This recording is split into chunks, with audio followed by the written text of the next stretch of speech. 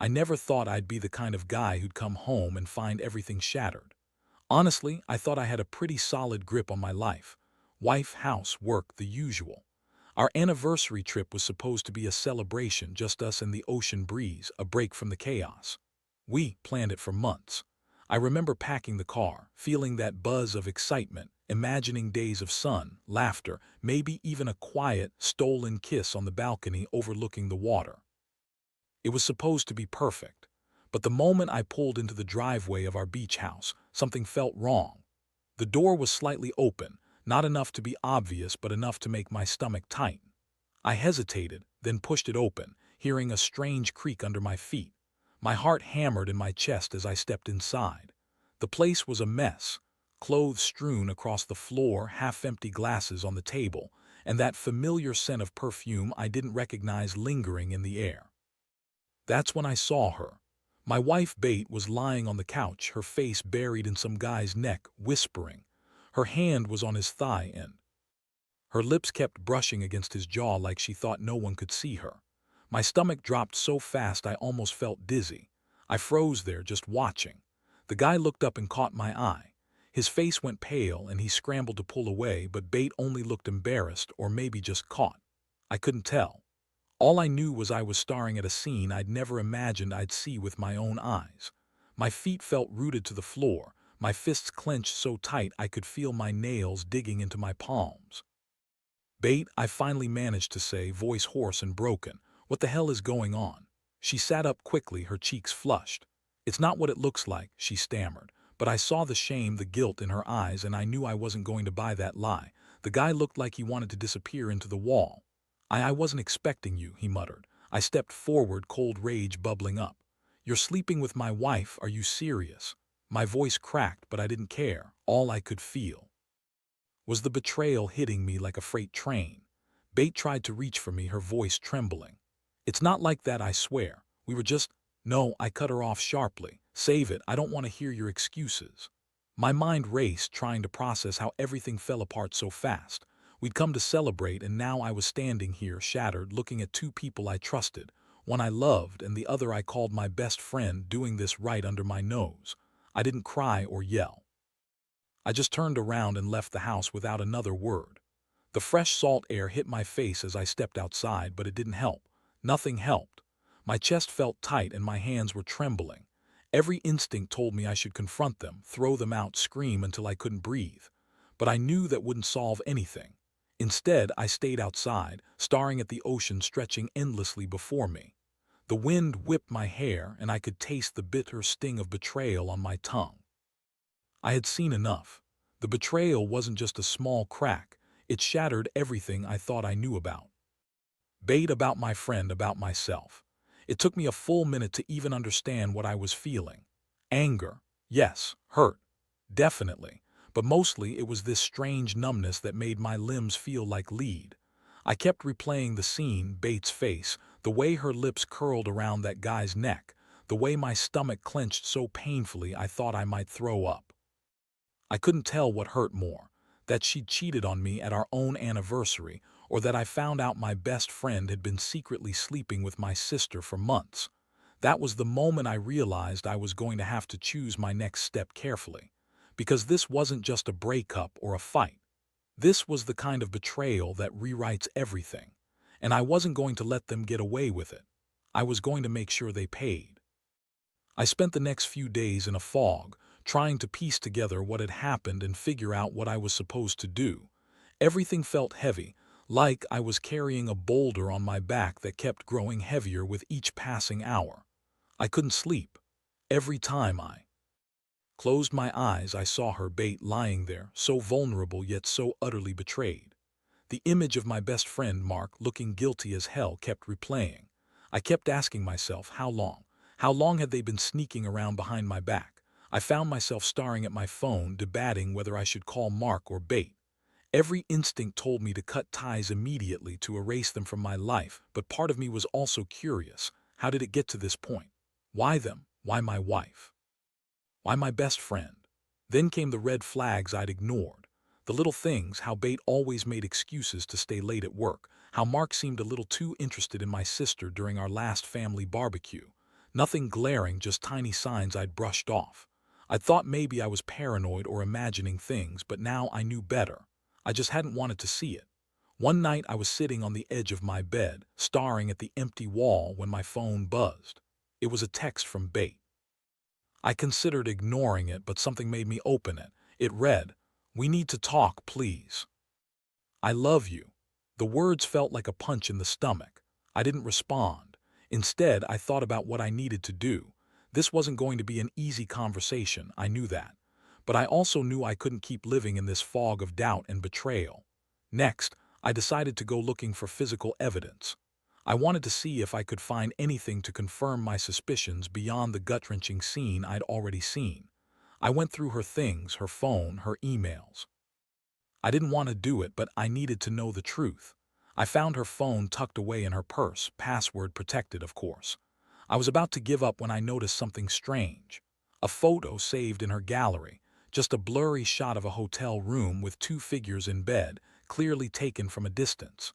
No faces visible, but the way she captioned it was what made my blood run cold. "Our secret getaway, can't wait to see you again." I stared at that image for a long moment, feeling the heat rise in my cheeks and the fury bubbling in my chest. She had been lying to me for months, sneaking around, pretending everything was fine. And Mark, my best friend, was right there in that picture, doing it.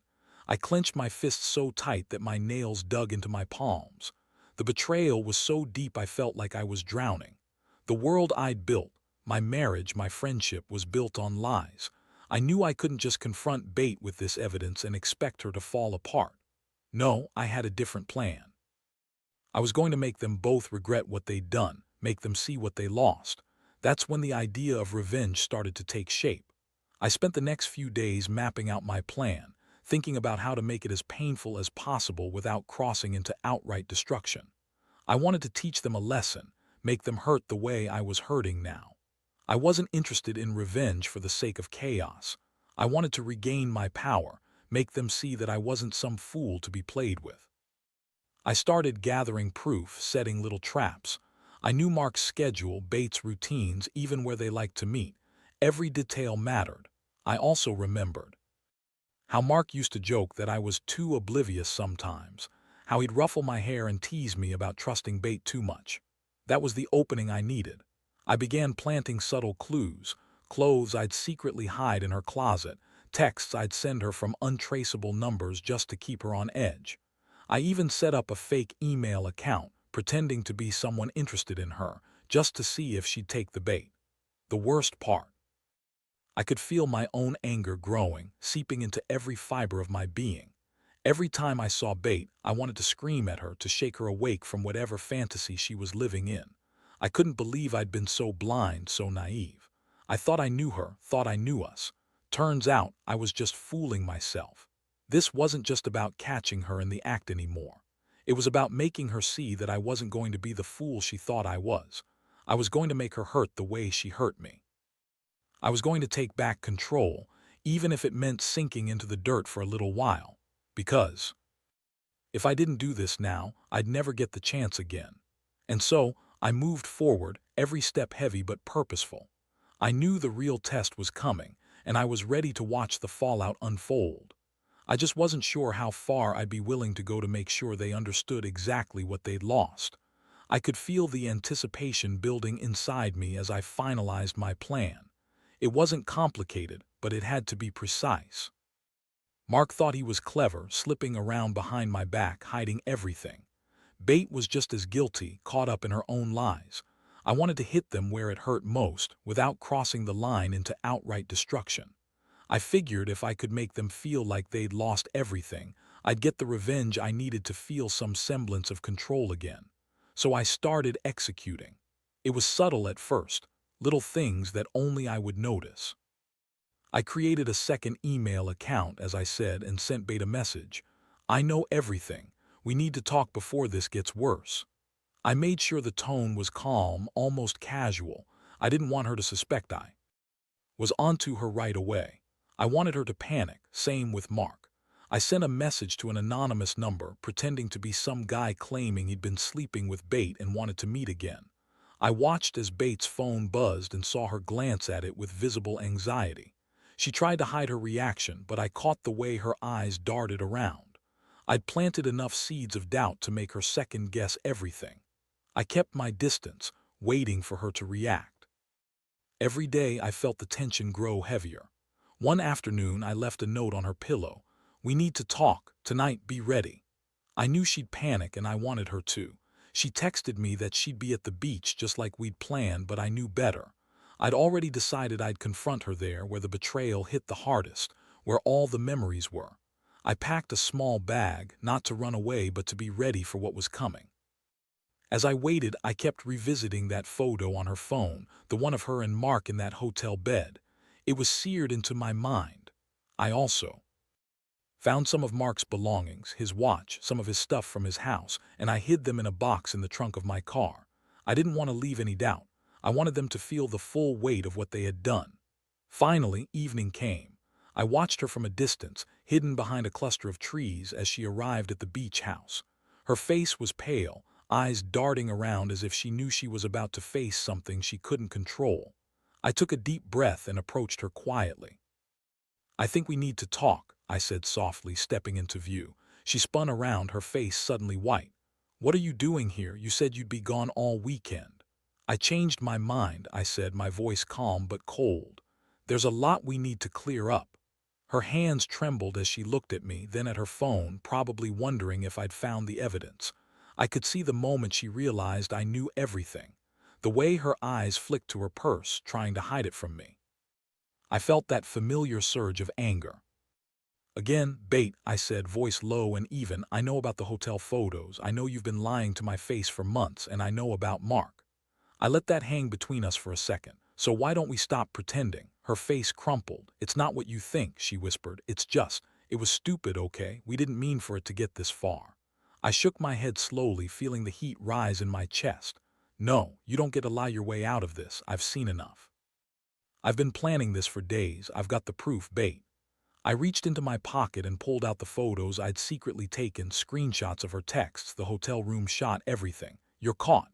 She looked like she wanted to disappear into the air. "Please, just listen." "Why?" I interrupted, voice breaking with frustration. "Why Mark? Why my sister? Was I not enough?"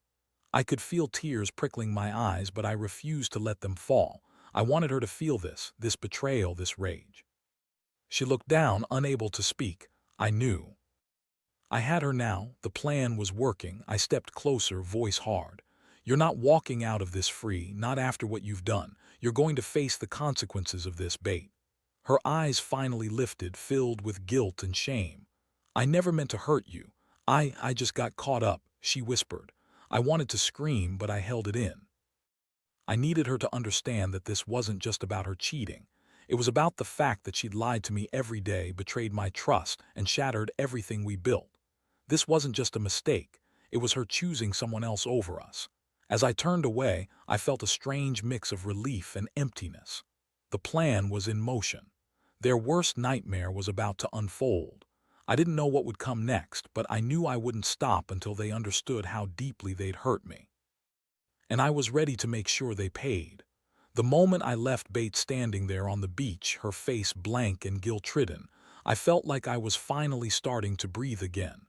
Not because I'd won, far from it, but because I'd taken control.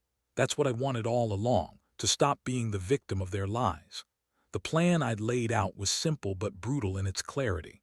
I'd give them just enough rope to hang themselves, then watch as their world crumbled. That night I stayed in my car a few hundred yards away, watching the house through the faded glow of my headlights. It was dark now, and I could see their shadows moving inside. I knew Bate was trying to gather her thoughts, maybe even trying to spin some story. But I wasn't interested in her excuses anymore. I'd already heard enough lies. I had one last step to execute, and it was the final blow. I'd set up a fake email address and sent Mark a message. I told him I knew everything about their affair, the hotel photos, the secret meetings. I had even included some of the texts Bate had sent him, enough to make him realize I'd been watching. His reply came quicker than I expected, full of guilt and panic. He claimed he didn't want to hurt me, that he'd always cared, but he was caught up in something he couldn't control. I responded with a calm, cold message. You've hurt me enough. Don't bother trying to contact me anymore. I saw everything. That was when I finally felt a tiny sense of satisfaction. Not because I enjoyed hurting them, but because I'd taken back the control they'd stolen from me. I wasn't going to let them keep me under their shadow anymore. I was ready for whatever came next. The next morning, I went back to the house, feeling a strange mixture of anxiety and relief. I knew they'd be waking up, probably wondering how I'd reacted or if I'd run away in some fit of rage, but I wasn't about to cower. I had already made my statement, there was no stepping back now. I knocked on the door. Bate answered quickly, her eyes red and puffy. She looked like she'd been crying all night, and maybe she had. Her voice was trembling when she said, "Can we talk?" I paused, took a deep breath, and cut straight to the point. "We're done. I'm taking my stuff and leaving today." I handed her the envelope I'd prepared, containing the evidence I'd collected, screenshots, her hotel photo, the texts. "This is everything. I want you to see what you've lost." She looked at the papers, her hands trembling as she tried to hold herself together. "Please, don't do this. We can fix it." "No," I interrupted, icy cold. "You broke us. I'm not coming back from this." I turned on my heel and headed for the car, feeling a strange calm settle over me. I was finally reclaiming my life, making sure they understood the gravity of what they'd done. As I packed my bags and prepared to leave that day, I recognized something. The ache in my chest was still there, of course, but so was a sense of clarity. I'd lost people I loved, yes, but I'd gained something too, a lesson in resilience. Trust, once broken, can sometimes never be repaired, and I wasn't going to be the fool anymore. One last thing. I handed the keys to the house to the neighbor with instructions to rent it out. I didn't want to see them again, not as a part of my life. I wanted a clean break and a fresh start. I was done with their lies, their betrayal, their game. I drove away feeling lighter yet bitter. The pain was raw, but I knew this was the beginning of something new. I'd survived the storm, and now I had to rebuild. Sometimes, the biggest act of revenge is simply walking away and never looking back. Because I learned that when trust is shattered, the only way to heal is to cut your losses and move forward. And that's exactly what I was going to do. The days that followed were the hardest I'd ever endured. Leaving the house, the life I'd known, was like ripping off a bandage, painful but necessary. I felt hollow, like the pieces of myself had been scattered in the ocean breeze. I didn't cry anymore. I just felt numb, walking through the motions of packing up my belongings and telling my friends I was leaving town for a while. I needed distance from all of it. But underneath that numbness, a fire was burning. I knew I had to confront what had happened, not just to punish Bate and Mark, but to make sense of it all. How did I get here? How could I have been so blind? I kept replaying the scenes in my head, trying to find the moment where I missed the signs. Maybe I was too trusting. Maybe I just wanted everything to be perfect. I spent the first few days in a cheap motel, alone with my thoughts. The cold sheets, the stale smell of the room, the distant hum of traffic, all of it faded into the background as I stared at the ceiling, trying to piece together what to do next. I knew I couldn't just let this go, not without ensuring they understood the depth of their betrayal. So I made a decision. I'd send one final message, to Bate, to Mark, and to my sister, something blunt, something that laid everything bare. I wanted them to know that I hadn't just vanished. I was still here, watching, waiting. I wanted them to feel the weight of what they'd done, even if I'd never see their faces again. That night, I sat on the edge of my bed, laptop open. I drafted a message that laid everything out. How I discovered the affair, the hotel photos, the texts, the secret meetings. I kept it simple but pointed. No anger, just undeniable truth. I closed the message with a single sentence. You thought you could betray me and get away with it. Think again. I hit send, and the moment the email left my outbox, I felt a strange sense of relief. It was done. I knew some might say I was vindictive, that I should have just walked away and forgiven. But they didn't understand. This wasn't about revenge for revenge's sake. It was about reclaiming my dignity, my self-respect. It was about showing them that what they'd done wasn't going to define me. Over the next few weeks, I kept my distance from everyone involved. I changed my number, blocked Bate on social media, and cut out anyone who even hinted at knowing about the mess. I focused on myself, working out, reading, reconnecting with long-lost friends. Slowly, the numbness started to fade, replaced by a quiet strength I hadn't realized I possessed. Then came the day I finally decided to turn the page completely. I found a new apartment, small but mine. I signed the lease, packed my stuff, and left that town behind. As I handed over the keys, I looked back at the empty apartment that once held so many memories, and I realized I was finally free. Driving away, I felt a strange mix of sadness and liberation. I knew I'd lost a lot: trust, love, a sense of security, but I also knew I had gained something precious: a second chance. I could rebuild. I could learn to trust again, but only on my own terms. And that's when I made one last vow to myself. I'd never let anyone betray me so thoroughly again. Trust is fragile, I learned, and once broken, it's damn near impossible to repair. But I was determined to come out stronger, wiser, and more cautious. Because in the end, the best revenge isn't revenge at all. It's moving on and never letting them see you fall. The pain will fade, I promise. But the lesson stays. Stand tall, own your story, and never let betrayal define you. Looking back now, I realize that the hardest part wasn't the betrayal itself, but the aftermath. The way it made me question everything I thought I knew about trust and loyalty. It's like my foundation was cracked, and I had to rebuild from the inside out. The pain, of course, lingered for a while, but I learned to channel it into something stronger: clarity and resolve. I learned that revenge, if it's done right, isn't about hurting others as much as it's about reclaiming your own dignity. The truth is, I don't regret what I did. Not because I wanted to exact revenge for revenge's sake, but because I needed closure.